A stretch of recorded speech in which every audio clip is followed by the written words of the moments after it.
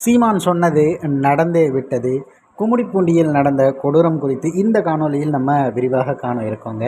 கும்மிடிப்பூண்டியில் ஒரு 3 வயது குழந்தைக்கு ஒரு மிகப்பெரிய வன்கொடுமை நடந்திருக்கு. அது மட்டும் இல்லாமல் அந்த குழந்தைய ஒரு முட்புதரில் வீசி சென்றிருக்கு. அந்த செய்திங்கிறது படிக்கும்போதே நமது மனதுக்குள்ளே ஏதோ முள் தைப்பது போல் ஒரு உணர்வு இருக்குது. அது எங்கோ வடக்கில் நடந்தது அப்படிங்கிற ஒரு செய்தியை ஒரு காலத்தில் கேட்டதெல்லாம் போக, இப்போ தமிழ்நாட்டிலே தினசரி இந்த மாதிரியான செய்திகளை படிப்பதுங்கிறது ரொம்பவும் அச்சத்தை நமக்குள்ளே ஏற்படுத்துது.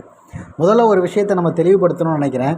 தேர்தல் பிரச்சாரத்தின் போது முழுக்க முழுக்க குழந்தைகளை வைத்து எனக்கு வாக்கு செலுத்த சொல்லி நீங்கள் உங்கள் வீட்டில் இருக்க பெற்றோர்கிட்ட சொல்லுங்கள், அடம்பிடிங்கன்ற மாதிரி பேசிய ஒரு முதல்வராக இருக்கக்கூடிய விஜய் அவர்கள் அப்பொழுது நிறைய பிரச்சாரங்களை மேற்கொண்டார். அது மட்டும் இல்லாமல் பெண்கள் விடயத்தில் நோ காம்ப்ரமைஸ் அப்படிங்கிற மாதிரி சினிமாத்தனங்களை வசனங்களை பேசி அவர்கள் மத்தியில் அதே சினிமா யுக்தியை கையாண்டு வாக்குகளை பெற்றிருந்தார்.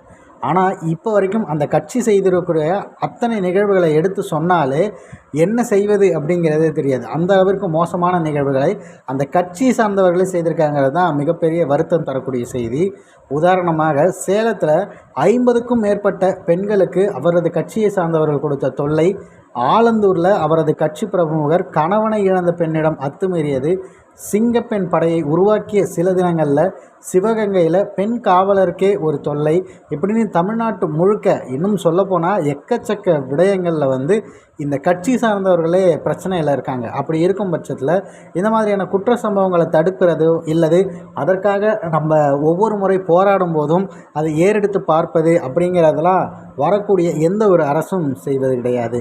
ஆனால் சீமானவர்கள் இதுக்கான தண்டனை என்னவாக இருக்க வேண்டும் அப்படிங்கிறத பல வருடங்களாக தொடர்ச்சியாக பேசி வந்துக்கிட்டு இருக்காரு. அதை நாம் பார்த்து கொண்டு தான் இருக்கிறோம்.